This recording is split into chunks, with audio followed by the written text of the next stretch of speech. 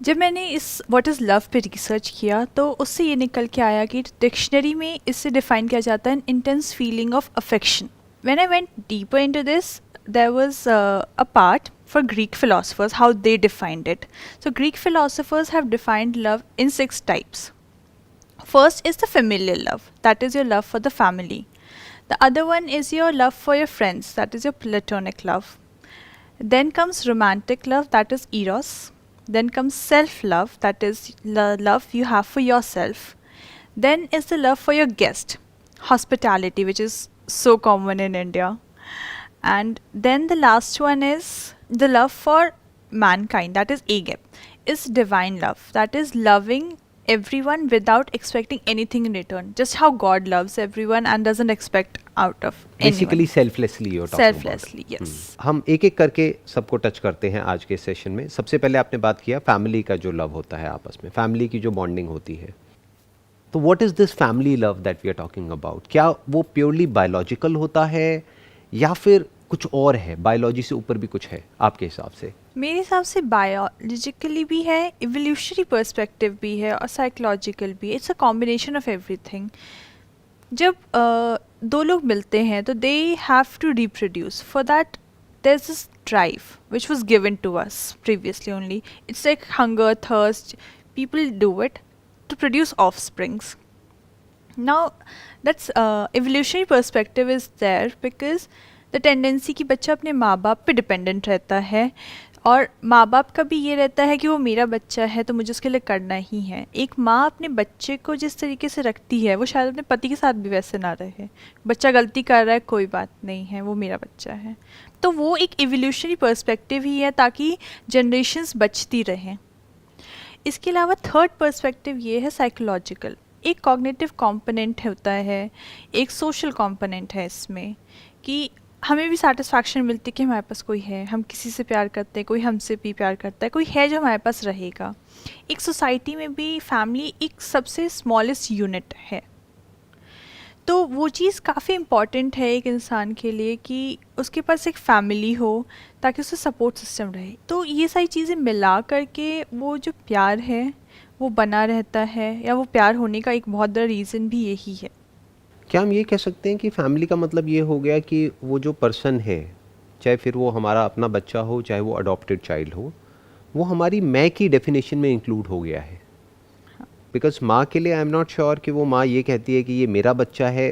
कहने के लिए माँ कहती है कि ये मेरा बच्चा है, बट एक्चुअल में डीप विद इन वो उसी का अपना एक्सटेंशन है. माँ उस बच्चे को इस तरीके से नहीं देखती कि मैं और मेरा बच्चा. She looks at her child as me. Because it's actually biological part of. Biologically it is true कि बायोलॉजिकली एक्चुअल में बच्चा उन्हीं का एक्सटेंशन है.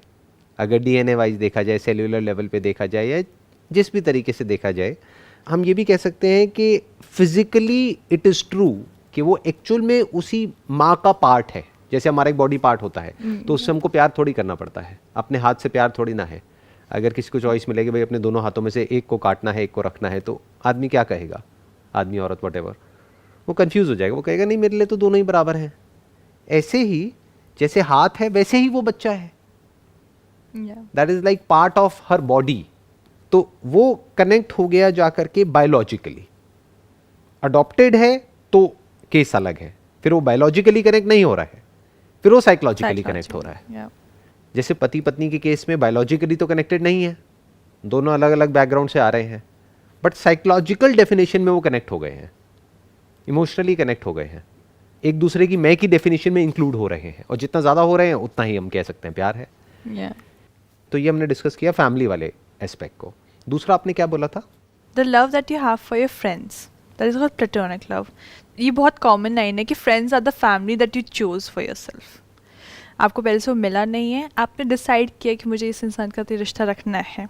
सो वो that is a chosen love. आपको बेनिफिट है उस चीज़ से, उस रिलेशनशिप से कहीं ना कहीं बेनिफिट भी होता ही है, तभी पीपल मेंटेन इट. बट एक काइंड ऑफ सेंस ऑफ वो भी होता है कि ठीक है. अब बहुत बार आपने बच्चों को या ऐसे सुना होगा कि वो ना फ्रेंड्स को भी भाई बोलने में बुलाते हैं या कुछ ऐसे, मतलब बोलने का तरीका ही ऐसा होता है कि वो दोस्त करके नहीं बुलाते, वो भाई या ऐसे बहन या इससे किसी बोल के बुलाते हैं. तो वो एक सेंस ऑफ वो आता है कि ठीक है ये मेरा चोजन है, मतलब ये मैंने फैमिली चूज की है अपने लिए। फ्रेंडशिप एज लव, बेसिकली उसके पीछे क्या मोटिव्स होते हैं? एक होता है इंटीमेसी, कि हम कुछ ऐसी बातें शेयर कर सकते हैं अपने फ्रेंड्स के साथ में जो फैमिली के साथ में नहीं कर सकते। दूसरा, कहीं ना कहीं एक सेंस ऑफ सिक्योरिटी आता है। तीसरा, एक सेंस ऑफ कंपेनियनशिप आ जाता है कि we have somebody to spend time with, specially जिनकी थॉट प्रोसेस हमारी थॉट प्रोसेस से अलाइन होती है, तभी वो फ्रेंडशिप लंबे टाइम तक सस्टेन होती है। जहाँ पर कोई बायोलॉजिकल एलिमेंट नहीं है as such, but more of psychologically दोनों को एक दूसरे से कुछ मिल रहा है। वी आर सोशल बींग्स, हम आइसोलेशन में तो वैसे भी नहीं रह सकते। और बाहर में जब आप जाते हैं तो फैमिली हमेशा आपके साथ नहीं जाती, तो आपको कोई ना कोई तो चाहिए। अगर आप अपने घर से दूर पढ़ रहे हैं तो आपको फ्रेंड्स चाहिए वहाँ पे, कि अगर कुछ होता है या कुछ भी है तो वो हैं, या मुझे अपना दिन ही काटना है तो वो हैं। तो वो चीज़ एक सेंस ऑफ पर्पस भी देती है। आप कभी कभी होता है कि अच्छा वो मेरा फ्रेंड ये कर रहा है तो मैं भी ये करूँगा, तो मेनली यही गेन होता है साइकोलॉजी। आई थिंक सबसे बड़ा जो वहाँ से गेन होता है ना, correct me if I am wrong, मतलब आप बताइए आपके क्या थॉट्स हैं इसके बारे में, वो एक टाइम पास का कहीं ना कहीं एक वो है, एक फैक्टर जो बहुत इंपॉर्टेंट होता है फ्रेंडशिप में, राइट? क्योंकि बहुत सारी फ्रेंडशिप्स ऐसी ही होती हैं जहाँ पर ये होता है कि भाई एक मूवी देखने जाना है, अब अकेले तो जाएंगे नहीं, कोई साथ में तो चाहिए मूवी देखने के लिए, या मार्केट जाना है, कहीं घूमना है, फिरना है, टाइम स्पेंड करना है, साथ में मिलना है, बैठना है, उठना है और हंसना है, और वो फिर अपने घर, वो अपने घर। तो एज सच कोई रिलेशनशिप नहीं है, बट एक बॉन्डिंग है जहां पर के एक अच्छा टाइम हम स्पेंड कर पा रहे हैं आपकी लाइफ में जो बाकी के स्ट्रेस हैं वो कहीं तो आप जाकर के रिलीज करेंगे। तो friendship is a very good way की स्टडीज हैव एक्चुअली शोन कि जिनके ज़्यादा फ्रेंड्स होते हैं, जिनके अच्छे फ्रेंड्स हैं, उनकी लाइफ भी लॉन्गर है, क्योंकि उनका स्ट्रेस निकालने का एक तरीका है। और I think that plays a major role. When you have people around you, you become more resilient. ये हमने दूसरे एस्पेक्ट को कवर कर लिया, दैट इज फ्रेंडशिप वाला जो लव हम जिसकी बात कर रहे हैं। तीसरा कौन सा था? Romantic, Eros. उसको क्या बोलते हैं? Eros. So what is romantic love? Psychology में एक थ्योरी है रॉबर्ट स्टर्नबर्ग की दी हुई, the triangular theory of love. उसमें रॉबर्ट स्टर्नबर्ग ने 3 तरीके के कंपोनेंट्स बताए हैं लव के, which is intimacy, passion and commitment. Intimacy ये होता है जब आप किसी से कुछ शेयर करते हैं, अपनी बातें बताते हैं जो आप सबको नहीं बता सकते। वो तो फ्रेंडशिप में भी होता है। Intimacy is there, but a part of love is friendship as well. After certain point of time जब हॉट एंड बॉदर्ड नहीं होते एक दूसरे को लेके, कि उतना सेक्सुअल अट्रैक्शन नहीं होता, तो फ्रेंडशिप में वो भी चीज़ें कन्वर्ट होती हैं, काइंड ऑफ फ्रेंडशिप ही रहती है। Second is passion. Passion is the basis of a romantic relationship. It's a sexual attraction to the other person. The third is commitment, कि मैं कमिट कर रहा हूँ कि मैं इस इंसान के साथ रहूँगा। बिकॉज अगर पॉलीगैमी रहेगी तो काफ़ी सारी प्रॉब्लम्स ह्यूमन बॉडी को भी होती हैं, इससे मोनोगमी रहने के लिए कमिटमेंट इज़ वेरी इंपॉर्टेंट। जब इंटीमेसी और कमिटमेंट होती है तो उसे कंपैशनेट लव कहते हैं, जब पैशन नहीं होता। यूजुअली आप एल्डरली कपल्स में देखेंगे कि वो सेक्सुअली एक्टिव नहीं होते, बट उनके बीच में प्यार होता है, तो वो कंपैशनेट लव रहता है। और ये हमने अरेंज मैरिजेस में भी बहुत देखा है, जिसकी आप बात कर रहे हैं। हाँ, जब इंटीमेसी और पैशन रहता है और कमिटमेंट, तीनों चीज़ें रहती हैं जो कि हम एक्सपेक्ट करते हैं एक आइडियल कपल में, यंग कपल में, उसे कंज्यूमेट लव कहते हैं। ये काफ़ी रेयर होता है, बट यही आइडियल टाइप ऑफ लव होता है जिसमें आप अपने पार्टनर के साथ सारी चीज़ें शेयर कर सकते हैं, आपकी काफ़ी अच्छी सेक्सुअल अट्रैक्शन है और आप कमिटेड हैं उस इंसान के साथ, कोई किसी पे चीट नहीं कर रहा। तो ये कंज्यूमेट लव में आ जाता है, जिसे आइडियल टाइप ऑफ लव माना गया है, जिसको रोमांटिक लव भी बोल सकते हैं। रोमांटिक लव के काफ़ी तरीके हैं, बट ये ideal type of romantic love है जिसमें तीनों चीज़ें हैं। अगर हम इन तीनों चीज़ों को एक एक करके डिफाइन करें, वन इज़ इंटीमेसी, यानी कि क्या कि एक ऐसी बॉन्डिंग होनी चाहिए, एक ऐसी ट्यूनिंग होनी चाहिए कि दोनों आपस में एक दूसरे के साथ में टाइम स्पेंड करना चाहें। इसलिए नहीं कि टाइम स्पेंड करना पड़ेगा क्योंकि कमिटमेंट हो चुका है, शादी हो गई है तो अब तो करना ही पड़ेगा, अब हम चाहें चाहे ना चाहें। इसलिए कि हम एक्चुअल में इंजॉय करते हैं उस पर्सन के साथ में टाइम स्पेंड करने में, बातें शेयर करने में, बातें सुनने में, बातें बोलने में। उसका जो पहला पिलर हो गया वो एक फ्रेंडशिप हो गया, कि अगर फ्रेंडशिप ही नहीं है, दोनों की आपस में दोस्ती ही नहीं है और सेक्सुअल अट्रैक्शन है और कमिटमेंट है, तो उसका कोई वो नहीं है। जैसे टिपिकली हॉलीवुड में देखते हैं कि भाई लास वेगास में किसी की शादी हुई और अगले दिन सब भूल भाल गए, क्योंकि कोई इंटीमेसी नहीं है, कोई शेयरिंग नहीं है, कुछ नहीं है। So what you are saying is कि जो फाउंडेशन हो गई वो तो फ्रेंडशिप हो गई ना। आपने बहुत बार देखा होगा कि दो बहुत अच्छे फ्रेंड्स हैं, काफ़ी लंबे टाइम से फ्रेंड्स हैं, फिर they fall in love, That also happens because इतनी ज़्यादा sharing, इतनी ज़्यादा intimacy है that you understand the person. And when you understand the person, there might be a time that you accept everything about them, good and bad. Moreover, the other person is familiar also ना, Yeah. क्योंकि वो भी एक बहुत बड़ा role play करती है. इसमें बहुत सारी स्टडीज़ हुई हैं साइकोलॉजी में जहाँ पर कि ये निकल करके आया है कि जो फेमिलियर होते हैं, मतलब जो एक दूसरे को जानते हैं, वहाँ पर एक रोमांटिक रिलेशनशिप होने के चांसेस बहुत ज़्यादा हैं. तो वो जो टिपिकल बोलते हैं ना लव एट फर्स्ट साइट, वो सुनने में तो बड़ा अच्छा लगता है, बट स्टैटिस्टिकली अगर देखा जाए तो वो बहुत रेयर केसेस में होता है बट बहुत रेयर होता है. इन मेजॉरिटी ऑफ द केसेस क्या होता है जहाँ पर फैमिलियर होते हैं और कुछ कॉमन कुछ ग्राउंड होता है जहाँ पर कि एक दूसरे से कुछ शेयर कर सकते हैं. इसीलिए हम देखेंगे ज़्यादातर क्या होता है कि डॉक्टर्स की आपस में शादी हो जाती है और बहुत अच्छी बनती है. क्यों? क्योंकि दोनों एक दूसरे को समझते हैं. तो हम कह सकते हैं कि रोमांटिक लव की अगर बात करी जाए, उसकी अगर डेप्थ में जाया जाए, तो उसका जो पहला पिलर है और मोस्ट इंपॉर्टेंट पिलर है दैट इज़ फ्रेंडशिप. एक genuine friendship for each other, जहाँ पर कि हमको उसके साथ में टाइम स्पेंड करके भी अच्छा लगे. ये नहीं कि फ्रेंड्स हमारे कोई और हैं और कमिटमेंट किसी और के साथ में है, तो गड़बड़ हो गई ना. ये जिसके साथ कमिटमेंट, उसके साथ कम से कम फ्रेंडशिप होनी ज़रूरी है. राइट, कि जिसके साथ में कमिटमेंट है उसके साथ में कम से कम फ्रेंडशिप होनी तो बहुत ज़रूरी है. तो ये एक एस्पेक्ट आ गया. दूसरा एस्पेक्ट अगर देखा जाए तो वो है अट्रैक्शन. Your अब passion. अट्रैक्शन में अट्रैक्शन बोले उसको पैशन बोले, उसमें लुक्स का क्या रोल है? लुक्स का काफ़ी रोल है. आपने हैलो इफ़ेक्ट के बारे में शायद सुना होगा. हैलो इफ़ेक्ट ये होता है कि जैसे आप देखने में हैं, अगर आप देखने में काफ़ी अट्रैक्टिव हैं, तो हैलो इफ़ेक्ट ये शो करता है कि सामने वाला आपको परसीव ऐसे करेगा कि अगर आप देखने में अच्छे हैं तो आप इंटेलिजेंट भी हैं, आप सोशल भी हैं, आप हैप्पी गो लकी भी हैं, बहुत ही आप बबली चार्मिंग किस्म के इंसान हैं. तो वो एक हैलो इफ़ेक्ट क्रिएट हो गया आपके लुक्स की वजह से. अब मुझे ऐसा लगेगा कि अच्छा आप देखने में बहुत अच्छे हैं, तो maybe I should talk to you, maybe I should know कि how well you're well versed with education or maybe in your field, maybe आप क्या कहते हैं बहुत अच्छा कर रहे हैं अपनी प्रोफेशनल लाइफ में. maybe that is not true, but that is how I'm perceiving you. एक परसेप्शन है बेसिकली. परसेप्शन है. क्योंकि लुक वाइज कोई अच्छा होने का मतलब क्या, कि जैसे हम बॉलीवुड में देखते हैं टिपिकली कि भाई वो उस हीरो के जैसा लगता है या उस एक्ट्रेस की जैसी लगती है, तो इसका मतलब वो इंटेलिजेंट ही होगी ना, इसका मतलब वो सक्सेसफुल ही होगी ना, इसका मतलब ये, इसका मतलब वो. तो हम कुछ कंक्लूजन्स ड्रॉ कर लेते हैं वहाँ से, फिर हमारा माइंड उसी डायरेक्शन में चलने लग जाता है. अगर आप ज़्यादा हंसते हैं, हाँ. अगर आप हमेशा स्माइल करते हैं, तो मेरे दिमाग में हमेशा ये रहेगा कि ये इंसान खुश रहता है, और हमेशा एक खुश दिखने वाला इंसान अट्रैक्टिव होता है.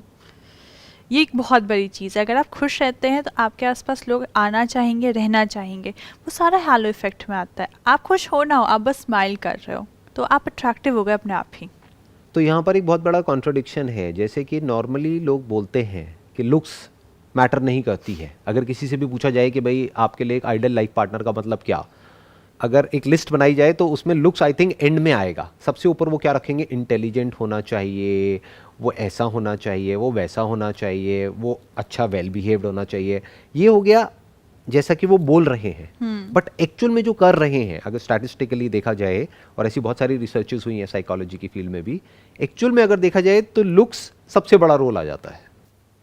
अब लुक्स की क्या डेफिनेशन है, क्योंकि लुक्स की भी डेफिनेशन हर एक के लिए अलग अलग है. हम क्या कह सकते हैं कि ये इंसान गुड लुकिंग है या बैड लुकिंग है. किसी के लिए वही गुड लुकिंग है, किसी के लिए बैड लुकिंग है. और क्या लुक्स में वे ऑफ ड्रेसिंग भी आ गया, वे ऑफ प्रेजेंटेशन भी आ गया, सब कुछ आ गया, या लुक्स की कोई ऐसी कोई डेफिनेशन है कि हम कहते हैं कि ये गुड लुकिंग है, ऐसा कुछ होता है साइकोलॉजी के पॉइंट ऑफ व्यू से अगर देखा जाए तो? आई थिंक जो गुड लुकिंग के लिए बात हो रही है उसमें होता है सिमेट्रिकल फीचर्स. आपके फीचर्स कितने सिमेट्रिकल हैं. इसके अलावा आप अपने आप को कैसे प्रेजेंट करते हैं. क्या आप शर्ट को आयरन करके पहनते हैं, ऐसे ही पहनते हैं? क्या आप हमेशा ही टी शर्ट और निक्कर में रहते हैं, या फिर टी शर्ट और पैंट्स ढंग से डालते हैं? आप शूज़ आपके पॉलिश्ड हैं या उन पर धूल है? Even if you're taking a bath or not makes a difference. How you're smelling makes a difference. So all these factors, including how well you represent yourself. So basically product plus packaging हो गई एक तरीके से, बिल्कुल. कि actual में वो product कैसा है, plus more important is packaging. अगर आज के टाइम में अगर देखा जाए तो And how you speaking. Overall how you speak, how you smell, how you walk, how you talk, how you present yourself, how you communicate, Yeah. how you behave, all the other things put together is what we are saying as looks. Yeah, and attractive basically. जिसके base पे attraction होता है. क्योंकि look ही तो है ना, एक look है बेसिकली जिसके बेस पे एक परसेप्शन फॉर्म हो जाता है, एक हेलो इफेक्ट जिसकी आप बात कर रहे हैं, और इमीडिएटली हमारे माइंड में एक इंप्रेशन बन जाता है सामने वाले के लिए. जैसे फॉर एग्जांपल मैं आपको एक वर्ड बोलता हूँ गुरु, तो माइंड में क्या आता है एकदम से?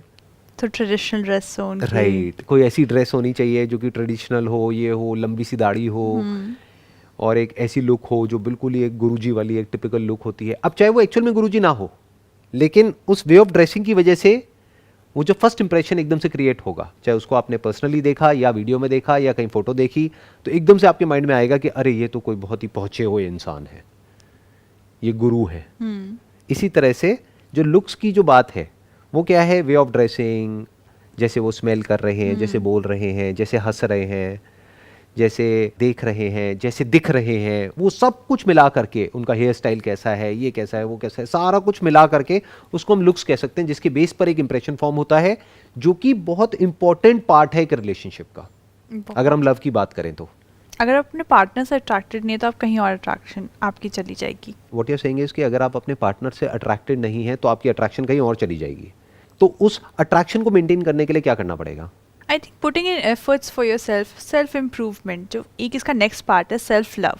जब हम सेल्फ लव की बात करते हैं तो फिर वो होता है कि आप अपने ऊपर कितनी मेहनत कर रहे हैं, आप अपने लिए कोई नया स्किल सीख रहे हैं, आप अपने आप को वेल ग्रूम्ड रख रहे हैं, और आपको कोई चीज़ पसंद है तो आप वो कर रहे हैं या नहीं, अपनों को खुश रखने की कोशिश कर रहे हैं कि नहीं। Exactly, I was about to say that कि सेल्फ लव का मतलब हो गया कि आप अपने आप को खुश रखने के लिए या अपने माइंड को सॉर्टेड रखने के लिए या अपने आप को सेन रखने के लिए इस ऐसे दुनिया में जो कि एक्चुअल में इनसेन है, अगर चारों तरफ हम न्यूज़ को देखें और दुनिया में जो कुछ हो रहा है उसको देखें, तो अपने आप को आप हेल्दी रखने के लिए फिजिकली एंड साइकोलॉजिकली आप क्या कर रहे हैं। ऐसा तो नहीं है कि आपने कहा कि अब तो शादी हो गई, अब क्या फ़र्क पड़ता है, छोड़ दिया अपने आप को, जो कि बहुत और बार होता फिजिकली है। भी हम अनअट्रैक्टिव होते चले जा रहे हैं, ना अपना ध्यान रख रहे हैं, ना ग्रूमिंग पे ध्यान दे रहे हैं, ना अपनी केयर कर रहे हैं, ना अपनी स्किन की केयर कर रहे हैं, ना अपनी बॉडी की केयर कर रहे हैं, ना माइंड की केयर कर रहे हैं। मोस्ट इंपॉर्टेंट कि हम दुखी हैं और हम एक्सपेक्ट कर रहे हैं सामने वाला हमारी तरफ अट्रैक्टेड क्यों नहीं है। अरे जब तक हम हंसेंगे नहीं, जैसे आपने थोड़ी देर पहले कहा था कि अगर हम हंसते हैं तो हम अपने आप ही अट्रैक्टिव हो जाते हैं, क्योंकि सामने वाले को लगता है कि हम खुश हैं, और हर कोई एक खुश इंसान के साथ जुड़ना चाहता है। तो अट्रैक्शन मतलब सिर्फ ये नहीं है कि आप कैसे दिख रहे हैं, पैशन सिर्फ वहां से नहीं आता है, पैशन यहां से भी आता है कि क्या आप हंस रहे हो और क्या आप नकली हंस रहे हो या एक्चुअल में हंस रहे हो। तो if you are smiling from within, you are happy from within, because you are growing and because you are taking care of your body, because you love your body, because you love your thoughts, your feelings, your emotions, because you love your state of mind, और आप अपना पूरा ध्यान रख रहे हो, तो आप अपने आप ही और अट्रैक्टिव होते चले जा रहे हो। तो अट्रैक्शन की डेफिनेशन को भी हमने बड़ा कर दिया। जैसे लोग टिपिकली समझते हैं अट्रैक्शन का मतलब क्या है कि एब्स बने हुए हैं बहुत अच्छे, पर शक्ल ऐसी बनाई हुई है कि जैसे कोई मर गया है, तो उसके पास कौन आना चाहेगा?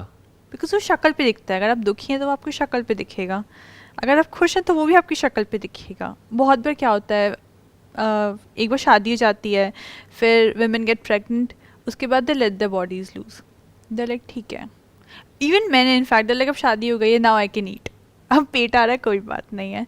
So that attraction just goes away. But बहुत इंडियन कपल्स में भी मैंने ऐसा देखा है कि दैट अट्रैक्शन गोज़ अवे। या तो एक पार्टनर में अगर है वो अपने आप को फिट और मेंटेन रख रहा है तो उसका अट्रैक्शन कहीं और शिफ्ट हो जाता है, और अगर शिफ्ट नहीं हुआ है तो आपस में अट्रैक्शन कम हो जाता है, फिर या तो झगड़े बढ़ते हैं या वो डिवोर्स में भी रिजल्ट कर सकता है।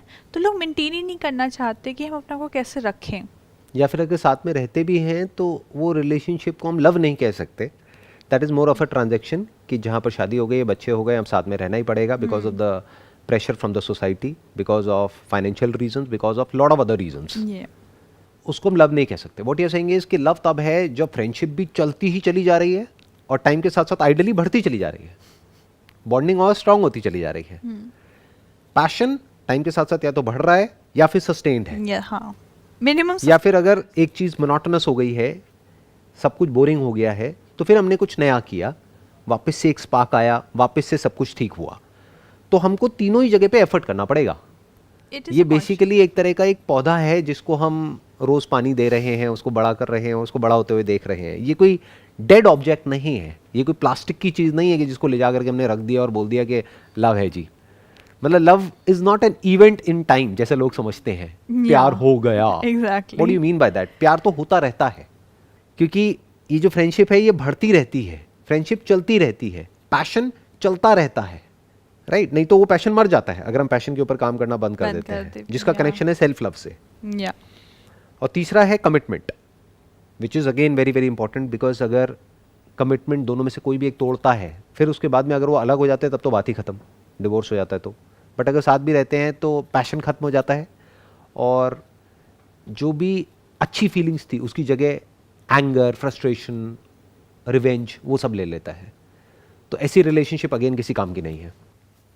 तो ये तीनों ही चीज़ें इंपॉर्टेंट है एक लव को एक होलिस्टिक एक लव बनाने के लिए, एक कंज्यूमेट प्रॉपर एक कंज्यूमेट लव बनाने के लिए। तो अगर मैं आपके पर्सपेक्टिव से इसको समझने की कोशिश करूं, बिकॉज आप सिर्फ एक साइकोलॉजिस्ट नहीं हो, आप बेसिकली एक फीमेल हो पहले, तो एक फीमेल के पॉइंट ऑफ व्यू से अगर समझने की कोशिश करूं तो क्या ऐसी चीज़ें हैं जो आपके माइंड में आती हैं? आई एम श्योर वो लोग जो अभी देख रहे हैं वो बहुत इंटरेस्टेड होंगे जानने में कि ऐसा क्या आपके माइंड में चलता है for an ideal life partner जिसके भी बारे में आप सोचते हैं। मेरे दिमाग में ये आता है कि वो इंसान खुद में खुश होना चाहिए, वो जो कर रहा है अपने करियर में उसमें सेटिस्फाइड होना चाहिए, ग्रो करने की कोशिश करना चाहिए, और हमेशा कुछ नया सोचने का, सपोर्टिव होने का, और हमेशा कॉन्शियस एफर्ट उसका भी रहे कि हम रिलेशनशिप मेंटेन करें, because I feel that a conscious effort is always needed. दोनों इंसान अगर अपने में खुश हैं तो वो साथ में एक खुशनुमा माहौल बनाएंगे, अगर दोनों दुखी हैं तो वो दुख वाला। एक ideal life partner is not a possibility, it's just a thing, but we have this thing कि आपके लिए क्या इंपॉर्टेंट है, आप उसे प्रायोरिटाइज करें। मेरे लिए उसकी हेल्थ बहुत इंपॉर्टेंट है, मुझे एक हेल्दी पार्टनर चाहिए, बिकॉज अगर वो हेल्दी नहीं है तो वो हैप्पी नहीं है। तो that is very important for me. That's an interesting point. What you are saying is चाहे उसके पास कितना भी पैसा हो, बट अगर वो हेल्दी नहीं है तो you don't want to be in a relationship with such a person. No, तो ये एक बहुत बड़ा मैसेज है जो भी लोग देख रहे हैं अभी उन लोगों के लिए, क्योंकि लड़कों के माइंड में नॉर्मली यही परसेप्शन होता है, स्पेशली जो यंग एज के होते हैं, कि भाई अगर हम पैसा कमा लेंगे तो पता नहीं क्या हो जाएगा, जबकि ऐसा एक्चुअल में नहीं होता है, क्योंकि और भी चीज़ें देखी जाती हैं। सिर्फ यही नहीं कि आप फाइनेंशियली या अपने करियर में कितने सक्सेसफुल हो, बल्कि आप कितने खुश हो एक्चुअल में अंदर से, सिर्फ बाहर से दिखाने के लिए नहीं। एक्चुअल में अंदर से ग्रो कर रहे हो या नहीं कर रहे हो, हेल्थ वाइज आप कैसे हो, ये सब चीज़ें देखी जाती है। बिकॉज एक अगर आपके पास पैसा है बट आप हेल्दी नहीं हैं तो आप काफ़ी इरिटेटेड रहेंगे, फ्रस्ट्रेटेड रहेंगे, फिर वो आप अपने पार्टनर पे निकालेंगे। तो आपको एक ऐसा पार्टनर चाहिए जो कि कोशिश कर रहा हो खुद पर काम करने की, कॉन्स्टेंटली ग्रो करने की, एक्सटर्नली भी और इंटरनली भी, और खुश रहने की कोशिश कर रहा हो। खुश रहने का मतलब क्या? अपनी अंडरस्टैंडिंग को लाइफ को लेकर के ठीक करता चला जा रहा हो, जिससे कि वो और ग्राउंडेड हो रहा हो, और वो एक्चुअल में देख पाए और समझ पाए कि एक्चुअल में लाइफ में क्या इंपॉर्टेंट है और क्या नहीं है। ये हमारा एक और पॉइंट कवर हो गया। इसके बाद में नेक्स्ट कौन सा था? सेल्फ लव, तो वो हमने ऑलरेडी टच कर लिया Yeah. है। उसके बाद कौन सा था? The love for your guests. वो इंडिया में बड़ा ऑब्वियस है, वो हमको कुछ भी बात करने की उसके लिए ज़रूरत नहीं है कि मेहमान जो होता है वो भगवान का रूप होता है एंड ऑल दैट। लास्ट कौन सा है? द लव फॉर मैनकाइंड, एगेप, जिसको आप डिवाइन लव कह रहे थे। Divine love. उसको थोड़ा एक्सप्लेन करिए, what is divine love? Divine love हम इस तरीके से डिफाइन कर सकते हैं, जो लव सेल्फलेस है। मतलब मैं अगर आपके लिए कुछ कर रही हूँ तो मैं ये बिना सोचे करूँ कि आप मेरे लिए वो चीज़ या कुछ सिमिलर चीज़ करेंगे वापस। वो बस मैंने करा, ये बिना सोचे कि मुझे इसके बदले में क्या मिलेगा। बट ये पॉसिबल कैसे है? थियोरेटिकली तो बड़ा अच्छा लग रहा है सुनने में, बट प्रैक्टिकली कैसे पॉसिबल है? क्योंकि ये- आप जो भी करते हो उसमें कोई ना कोई आपका मोटिव होता है। आप अपने किसी ना किसी डिज़ायर के साथ में, या किसी ना किसी ग्रुप के साथ में, किसी ना किसी आइडिया के साथ में, किसी ना किसी आइडियोलॉजी के साथ में, किसी ना किसी रिलीजन के साथ में, किसी ना किसी थॉट के साथ में आइडेंटिफाइड हो, और उसको प्रोटेक्ट करने के लिए आप एक्ट कर रहे हो। You are always acting out of desire और फियर। तो ये कैसे पॉसिबल होगा कि हम सेल्फलेसली एक्ट करें, जिसकी आप बात करें highest level of love? That is the rarest kind of love. But अगर छोटी छोटी चीज़ों में इसको देखा जाए तो अगर आप कुछ गरीब बच्चों को खाना ही खिला देते हैं एक बार का, तो क्या वो उस पर नहीं कंसिडर हो सकता? क्या हम किसी गरीब बच्चे को खाना खिलाते हैं, या एक्चुअल में जैसे हम रेड लाइट पे रुके और कोई भिखारी आया मांगने के लिए, उसको हमने पैसा दिया, तो क्या हम इसलिए देते हैं क्योंकि हमको एक्चुअल में उसकी पड़ी है, या फिर इसलिए देते हैं क्योंकि वो दे करके हमको अच्छा लगता है, we feel good about it? There is a sense of fulfilment कि हाँ मैं प्रोवाइड कर सकती हूँ। राइट, मैं उसको दे रहा हूँ, मैं तो और स्ट्रांग हो गया। वो सेल्फलेस कैसे है? वो तो फुल ऑफ सेल्फ है। इंसान और भगवान में शायद यही एक डिफरेंस है कि आप कुछ ना कुछ उसके बदले में एक सेंस ऑफ फुलफिलमेंट ही क्यों ना, एक साइकोलॉजिकल ही क्यों ना हो कि ठीक है मैं इतना कर सकती हूँ या मैं इतना कर सकता हूँ, वही चीज़ शायद डिफरेंस है इंसान और भगवान में होने का। और इसीलिए वो जो सेल्फलेसनेस वाली बात हुई वो ये है कि उसके वो इंसान मेरे लिए कुछ नहीं कर सकता। आप कह रहे हैं इंसान और भगवान के बीच में यही डिफरेंस है। भगवान मतलब क्या, भगवान का कॉन्सेप्ट क्या है आपके माइंड में? अगर यूनिवर्स की बात किया जाए जो आपको सब कुछ प्रोवाइड कर रहा है, तो मेरे दिमाग में आता है कि there is an higher power जो कि सब चीज़ों को एक जगह पे रखे हुए है, पूरे सिस्टम को। बिकॉज इतने प्लैनेट्स हैं, इतने लोग हैं, इतना ये है वो है, काफ़ी केओस हो सकता था, बट वो अपनी जगह पर है। तो कुछ तो है फोर्स जो मेंटेन करके रखे हुए उसे। For me the kind of power that universe has is God. भगवान का जो आपके माइंड में कॉन्सेप्ट है वो है कि बेसिकली एक यूनिवर्स में एक एनर्जी है जिसकी वजह से पूरा का पूरा बैलेंस क्रिएट हुआ पड़ा है। और जब भी हम इस बैलेंस के बारे में सोचते हैं हम सिर्फ प्रिजर्वेशन के बारे में सोचते हैं कि जिसने सब कुछ प्रिजर्व करके रखा हुआ है। हम कभी भी डिस्ट्रक्शन के बारे में नहीं सोचते हैं, जबकि destruction is also part of preservation. कल को अगर ये प्लैनेट मिट जाता है या किसी की डेथ हो जाती है तब हम ये नहीं कहते कि भगवान ने किया है। लॉजिकली क्या होना चाहिए कि या तो सब कुछ ही वहाँ से हो रहा है, सब कुछ ही अपने आप हो रहा है उस एनर्जी के थ्रू। ऐसा नहीं हो सकता कि वो एनर्जी कुछ कर रही है और कुछ नहीं कर रही है। बिल्कुल। अगर कुछ वो कर रही है और कुछ कोई और कर रहा है तो वो और कौन कर रहा है, ये अपने आप में एक बहुत बड़ा क्वेश्चन मार्क आ गया। बट एनी हाउ अभी उस कॉन्सेप्ट को हम साइड में रखते हैं, अभी अपने टॉपिक पे आते हैं, that is we were talking about divine love. तो डिवाइन लव क्या है, क्या इसको कभी हम एक्सपीरियंस कर सकते हैं, नहीं कर सकते हैं? I think we can try. You are saying we will try, who will try? And if somebody is trying तो एक सेल्फ आ गया ना, तो सेल्फलेस कैसे हुआ? और सेल्फलेस नहीं हुआ तो डिवाइन कैसे हुआ? बिकॉज इस यूनिवर्स में जो कुछ हो रहा है वो सेल्फलेस है, दैट इज फॉर श्योर। उसके लिए हमको थोड़ी सी इंटेलिजेंस चाहिए, हम देख सकते हैं। एक बिल्ली ने चूहे को खाया तो वहां पर कोई सेल्फ नहीं है जो बैठ करके सोच रहा है कि ये करना सही है गलत है, ये होना चाहिए नहीं होना चाहिए। जो होना चाहिए वो हो जाता है। There is no self who is judging it, judging the actions which is going on in this universe. There is nobody who is controlling it for that matter. जैसे हम कंट्रोल करते हैं अपनी लाइफ को, ऐसे कोई कंट्रोल नहीं कर रहा है, कंट्रोल अपने आप हो रहा है because of the laws of the nature. तो अगर सर आपको डिफाइन करना हो कि इस टाइप का लव कहाँ देखने को मिलता है या कहाँ है, तो फिर आप क्या कहेंगे? उसके लिए सबसे पहले ज़रूरी है सेल्फ को देखना पड़ेगा, क्योंकि सेल्फलेस लव का मतलब क्या है? सेल्फलेस, यानी इस सेल्फ के सच को हमको देखना पड़ेगा कि सेल्फ क्या है और सेल्फ एक्चुअल में है भी या नहीं है। जो हमने अपने पिछले एपिसोड में बात करी थी ईगो के बारे में, self as a separate self, कि ये जो सेपरेट सेल्फ जो हमारे माइंड में है as a thought just for a namesake, कि एक्चुअल में भी कहीं एग्जिस्ट करता है? क्या हम एक्चुअल में इस पूरे यूनिवर्स से अलग हैं? क्या हम औरों से अलग हैं? अपीयरेंस वाइज तो यस अलग है। जैसे अपीयरेंस वाइज एक नदी में एक लहर है, एक बुलबुला है, एक छोटा बुलबुला, एक बड़ा बुलबुला है, देखने में अलग है, बट एक्चुअल में तो पानी है ना। सेम एनर्जी है सबकी। एनर्जी भी अगर हम वर्ड यहाँ पे ना लगाएं तो पानी सेम ही हो गया ना, सेम ही है। जो मटेरियल है दोनों का या जितने भी हैं उसमें इन्फिनिट है, इन्फिनिट फॉर्म्स है। उन सब फॉर्म्स का जो मटेरियल है वो तो फॉर्मलेस एक ही हो गया ना, दैट इज वाटर। वो खुद फॉर्मलेस है इसलिए कोई भी फॉर्म ले सकता है, वाटर की अपनी कोई फॉर्म नहीं है ना।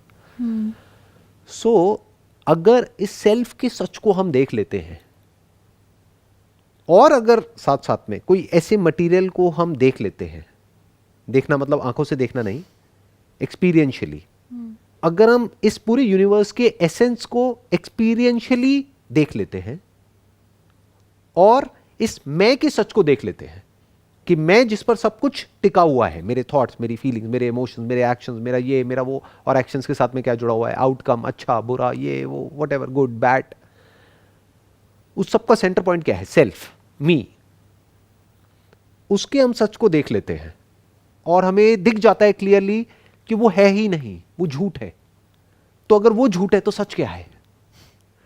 फिर जो सच है उसको भी हम देख लेते हैं। सच मतलब क्या? जो बदलता नहीं है, जो मिटता नहीं है, जो आता जाता नहीं है, which is beyond time and space, जो टाइम में नहीं है। इस यूनिवर्स में सब कुछ टाइम में है, बनता है, मिट जाता है, including but not limited to this body. Everything is in time and space, your thoughts, your feelings, your emotions, this and that, everything. तो सब कुछ टाइम में है, ये प्लैनेट भी टाइम में है। तो क्या कुछ ऐसा है जो टाइम के बियॉन्ड है? स्पेस के बियॉन्ड है। तो अगर हम उसको एक्सपीरियंशियली देख सकें और हम समझ सकें कि जो मैं जिसको भी मैं समझता था या दुनिया जिसको भी मैं समझती है वो अपने आप में झूठ है और सच कुछ और ही है, उस सच को हम देख लेते हैं। That is the beginning of selfless love, that is the beginning of divine love. क्योंकि अब कोई सेपरेट सेल्फ है ही नहीं। जब है ही नहीं तो किसको क्या चाहिए? जब तक है तब तक तो चाहिए, तब तक वो जो सेल्फ है ना वो अपने आप में एक वॉइड है, वो खाली है अपने आप में। इट्स लाइक अ बॉटमलेस पिट। उसको इंसान भरने की कोशिश करता रहेगा अलग अलग तरीकों से। कोई अच्छा काम करके करेगा, कोई बुरा काम करके करेगा। अलग अलग तरीके हैं लोगों के अपने उस सेल्फ को फुलफिल करने के लिए, जो कभी फुलफिल होता ही नहीं है मरते दम तक। किसी को भी देख लो जा करके। तो सर यही डिफरेंस नहीं, एक इंसान और एक इंसान से जो अलग ताकत है उसके बीच में? आप कह रहे हो इंसान और एक अलग ताकत, क्या वो जो अलग ताकत है वो क्या है और ये इंसान क्या है? मैं उसी की तो बात कर रहा हूं। जिसको आप इंसान कह रहे हो वो क्या है? मी, सेल्फ। मैं क्या कह रहा हूं वो झूठ है। और आप जिसकी बात कर रहे हो एक अलग ताकत, जिसको आप नाम दे रहे हो भगवान, मैं क्या कह रहा हूं? आप ही भगवान हो। अब क्या करोगे? मैं ये नहीं कह रहा मैं भगवान हूं आप इंसान हो ना, आप भगवान हो। देख लो इस सच को, अभी देखना है अभी देख लो, इट्स अ फैक्ट। और भगवान के अलावा और कहीं कुछ है ही नहीं। सिर्फ आप भगवान नहीं हो। अब ये मत समझ लेना कि मैं भगवान हूं तो मैं ये हूं मैं वो हूं ना, सब भगवान है। Living non living, male female, यानी दो नहीं है। हमारा माइंड ऐसे ही सोचता है दो है। जब तक दो हैं प्यार कैसे हो सकता है? जब हमने सच को देख लिया एक्चुअल में दो है ही नहीं। फॉर एग्जाम्पल आपने सुना होगा शिव और शक्ति, राधा और कृष्ण, ये दो है ही नहीं, एक ही है। This is one, positive negative. एक बैटरी में होता है ना पॉजिटिव नेगेटिव, क्या ये दो हैं? एक को निकाल सकते हो? एक सिक्के में से हेड और टेल को निकाल सकते हो? पॉसिबल नहीं है। कॉन्शियसनेस को और क्या कंटेंट ऑफ कॉन्शियसनेस को अलग अलग कर सकते हो? कोई तरीका है? Without the content of consciousness where is consciousness? Without consciousness where is this universe? सोचो यूनिवर्स तो हो लेकिन कॉन्शियसनेस ना हो। कॉन्शियसनेस मतलब अभी आप मेरे को देख रहे हो, सुन रहे हो, आपको सेंसेशंस हो रही हैं, आप उसको फील कर रहे हो, दिस इज कॉन्शियसनेस। सो एक है object of consciousness, content of consciousness, एक है कॉन्शियसनेस। ये दो अलग अलग नहीं है, एक ही है, एक दूसरे के साथ में जुड़े हुए हैं। रहते हैं तो दोनों रहते हैं, नहीं तो एक भी नहीं रहता है। अगर इस सच को हम देख लेते हैं, दिस इज लव। फिर जब हमारी ऐसी नज़र हो जाती है, उसके बाद हम किसी के साथ रिलेशनशिप में भी जाते हैं और उसको इस नज़र से देखते हैं, तो अब हम उसको ऐसे नहीं देखते कि ये मैं हूँ वो तू है। वो भी मैं ही हूँ, ये भी मैं ही हूँ। अब वहाँ पर भी डिवाइन लव आ गया है। मतलब जो नीचे की आपने 5 कैटेगरीज बताई थी, उन सब कैटेगरीज में ये जो हाईएस्ट कैटेगरी जिसकी आप बात कर रहे हो, divine love, it has taken over everything. मतलब इट इंक्लूड्स एवरीथिंग। इसमें फैमिली भी आ गई, फ्रेंडशिप भी आ गई, रोमांटिक लव भी आ गया, सेल्फ लव भी आ गया, सब कुछ आ गया। क्योंकि सब कुछ सेल्फ में ही आ गया। और सेल्फ से प्यार करना नहीं पड़ता है, प्यार होता है। Self love is choiceless. तो जब हमारा ये सेंस ऑफ सेपरेट सेल्फ मिट जाता है तो we become one with the whole. और फिर हमें एक्चुअल में समझ आता है कि लाइफ है क्या, और लाइफ के साथ में क्या जुड़ा हुआ है? डेथ, जिसको हम अलग अलग समझते हैं। अलग नहीं है, अगेन सिक्के के दो पहलू हैं। लाइफ क्या है, डेथ क्या है, टाइम क्या है, the concept of time, past क्या है, प्रेजेंट क्या है, फ्यूचर क्या है। बट ये अपने आप में बहुत बड़ा टॉपिक हो जाएगा, तो मे बी इसको नेक्स्ट एपिसोड में टच करते हैं, व्हाट इज प्रेजेंट। क्योंकि बहुत लोग मेरे से क्वेश्चन पूछते हैं how to live in the present moment. तो लेट्स फिगर इट आउट कि साइकोलॉजी के पॉइंट ऑफ व्यू से प्रेजेंट मोमेंट होता क्या है, what is present. Wish you all the best, see you next week.